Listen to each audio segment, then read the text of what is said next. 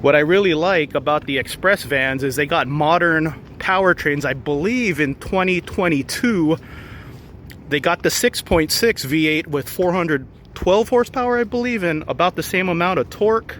Chevrolet's website, there it is, $41,000. 26-year-old vehicle, 26 years in production. There it is, a modern engine in the Express vans. I envy that, being a Ford van driver. 401 horsepower, 464 pound-feet of torque. Fourth generation Ford Econoline. They were made from 92 to 2014, and then Ford made the front for a while, but in van form, 92 to 2014. Express van. It's crazy. So I believe this body style came out in 2000, and I think they just discontinued it in 2025. So what is that, like a 25-year run? What I really like about the Express vans is they got modern powertrains. I believe in 2022 they got the 6.6 V8 with 412 horsepower, I believe, and about the same amount of torque. The thing I don't like about the Ford vans is from 97 to 2014, the engines were modulars. 4.6 with 4.6 V8 with 225 horsepower, 5.4 V8 with 255 horsepower, and 6.8 V10 with 305 horsepower. But then they never got the Coyote engine. They never got updated power plants like the GMs. So that's what I always admired about the GM vans. The powertrains actually evolved. There's my van, 6.8 V10. So my second van, I had a 92 with the 5.0. That had a wimpy carryover motor from the 80s, carryover engine. My 5.0 had 180 horsepower and 280 foot-pounds of torque. So the V10 has 305, 420. That's why I went with the V10. That's the best engine Ford offered in the Econoline. Then the front of those vans, for RVs and box trucks, they got the Godzilla 7.3 V8 in 2021. Yeah, GM, man. Is that one of the longest production runs ever? There you go. That's a trivia question for you guys. 26 year production run on the same frame, same body. Ford went pretty long, but not as long as the GM with their Express.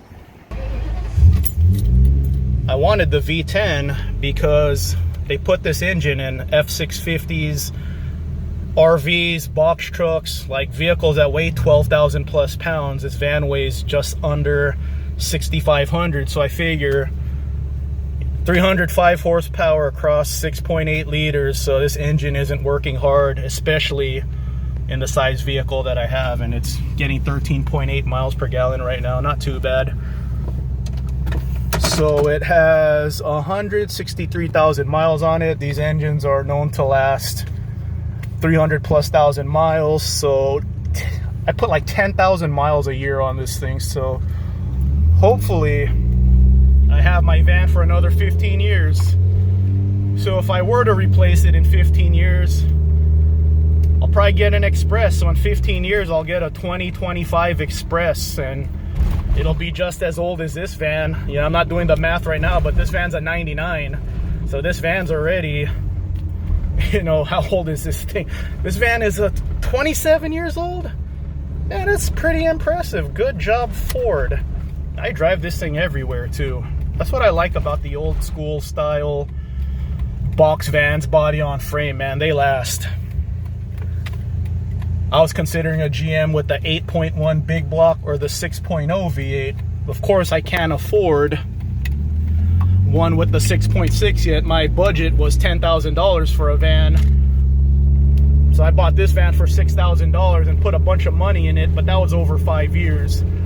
So my budget for starting base was $10,000. So yeah, no way I was gonna get a 6.6 400 horsepower GM van for $10,000. But the 6.0s were available.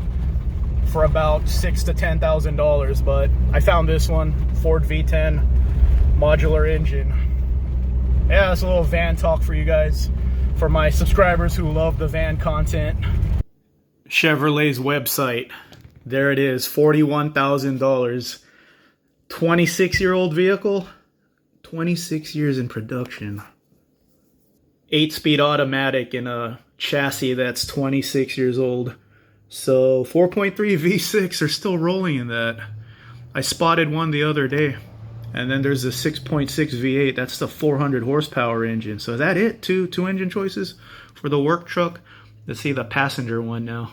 I know that's not the same 4.3 that was around in the 80s.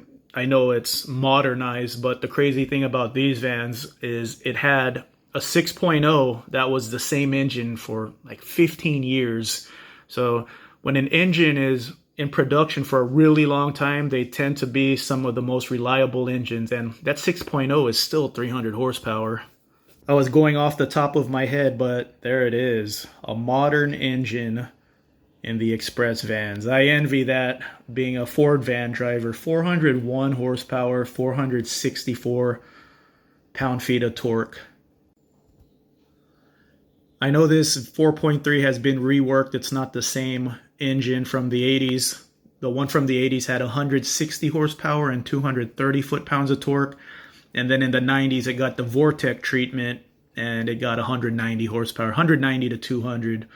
But that's impressive for being a V6, 276 horsepower and 298 foot-pounds of torque. That makes more power than the 4.6 V8 Econoline. The 4.6 V8 Econoline has 225 horsepower and 300 foot-pounds of torque. So this makes more horsepower, just about the same amount of torque in a V6. That's progress. That's technology.